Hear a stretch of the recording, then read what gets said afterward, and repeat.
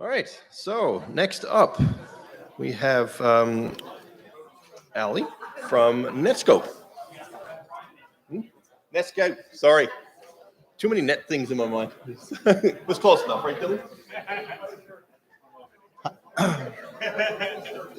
Hi, folks. So before we start, we're going to do a quick draw based on some of the questions that you've probably seen on the screen. Hopefully you have good memory. So starting, what year was the first BSides event ever held in St. John? Who said that? Next question. Where was the St. John event held? Who said that? There you go. All right, you get a prize.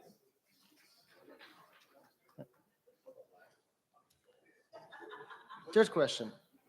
What year was the first ever BSides event ever held anywhere?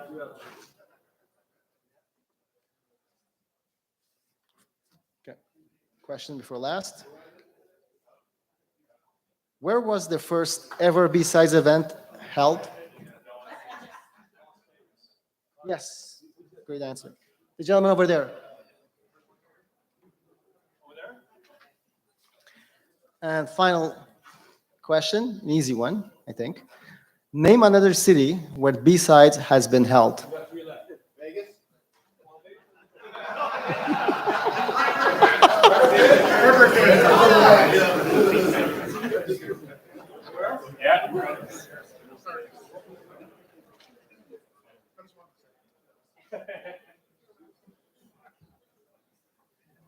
That's it? All right. All right. All right, let's begin. So, hello everyone. My name is Ali Zadissa. I'm a cybersecurity specialist at NetScout. We're the scouts of the net. And the title of the presentation is A Convenient Truth. It's kind of a joke because the convenient truth is that the network is something that everybody today relies on and needs in one way or the other. And the network depends on the packets. You're going to see that as a trend during my presentation, packets. And the packets themselves, whether you want to admit it or not, they're the absolute source of truth. Packets do not lie and cannot be altered or modified. So that's the bottom line of my presentation. So a lot of things have changed. When I started working in cybersecurity, it seems to me that a lot of trends right now affecting the market. Cloud, ease of access, global network, new laws in Quebec, Europe, and elsewhere, punitive measures. All of these things affect the effectiveness of cybersecurity programs and, by definition, put the assets at risk. So how do you define risk and how can you measure risk in real time? It's somewhat easy to have, sit down and from a security perspective, say what is your risk tolerance, but to be able to do it in real time, have clear indicators of if you're deviating from that level in real time, it's very hard to do. And anybody tells you otherwise, they're not being honest with you. So that is something that a lot of people have challenged with. In my opinion, one of the reasons behind that is from the beginning, we used different and separate metrics to measure the effectiveness of cybersecurity versus operations, the workload, which is ironic because security is there to support operations. Well, we use different tools, different metrics, different teams who don't talk to each other, and that silo in itself creates opportunities for bad guys to win. So what is the question that I ask you is, what is the acceptable level of risk? So think about that as I go through my presentation. So the threats themselves have evolved as we evolved. I used to be an SC, and remember when I started, there's no such thing as cloud, so it was very easy in data center. And that made it easy. You have a perimeter, you defend yourself, but now you're everywhere, consuming everything from on-prem to cloud, and sometimes you catch up on new services that you're not aware of. But the threats also have evolved as operations productions have evolved, and they're persistent depending on the sophistication of the bad actors. Sometimes they're nation states, sometimes they're your average kid. But The threats evolve in such a way that the detection period, it takes a lot longer. The incursion period happens well before detection. There's active reconnaissance attempts every single day. So yeah, the attacks have evolved and they're more advanced. But our defense or our strategy has not changed regarding these new threats. At least based on every stats that I've looked at and all the numbers that we all seen, it seems to be that the bad guys are winning and the good guys are not winning. I believe some of the stats that I've seen out of Canada, US, and Europe, the success rate for the advanced threat was 60% and above. And these are the numbers that you can validate through Mandiant report, for example.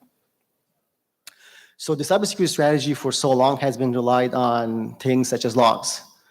They're great, they're convenient, but the reason why we chose logs back then because it was less costly than packets, it was less management overhead, but logs by themselves are not being successful against these new threats. If logs were sufficient, your serious incident response team would not need to come in and start capturing packets because you already have the logs. So there's a need for packets. And the technologies that we have been using to implement that strategy was for so long was using logs.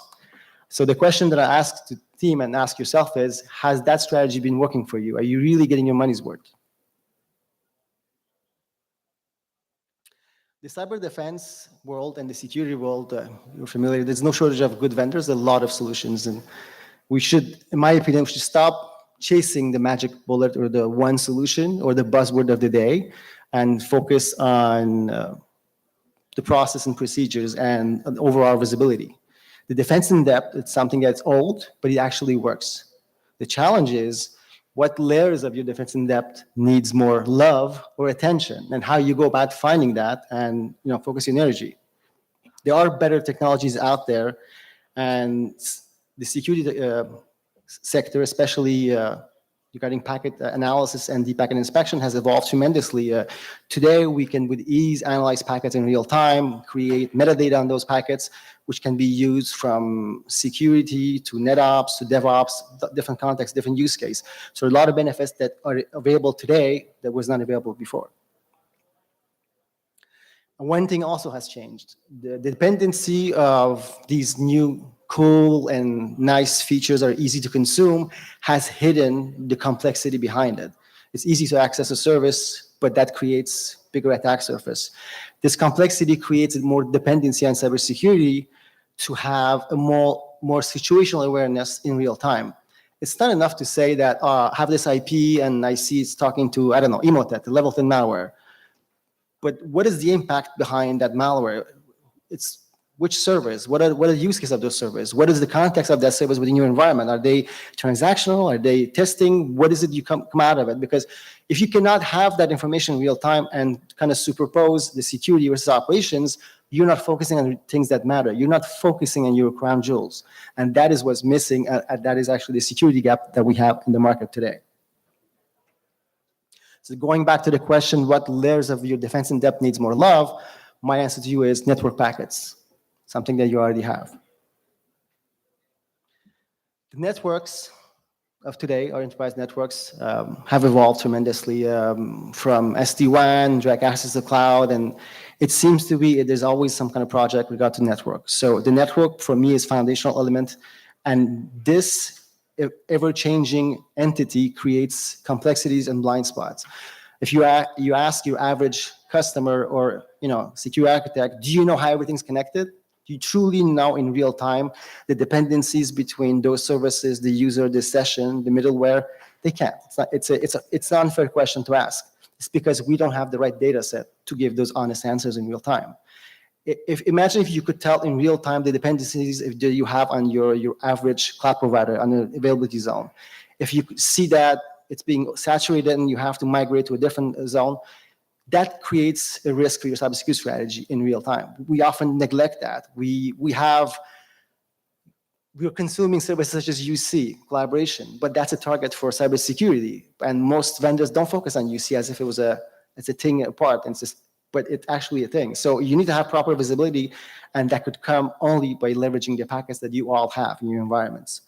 Why packets? Because they give you comprehensive visibility. What do I mean by that? It's to put things in context. Again, traditionally, the approach was threat-based approach. Everybody, as I said, losing logs. That approach has not been working successfully based on the number of incident response that a lot of companies are doing and the success rate of bad actors, which means by default that you have to change your strategy from a threat-based approach to a risk-based approach.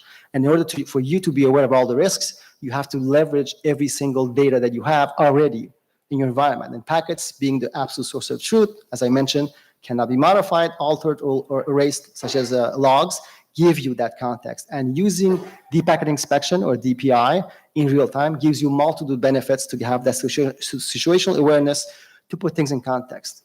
More importantly, it allows you to eliminate the silos that exist between the teams, because the benefit you get from network can be enhanced by like adding the layers of a cake on top to security, to DevOps.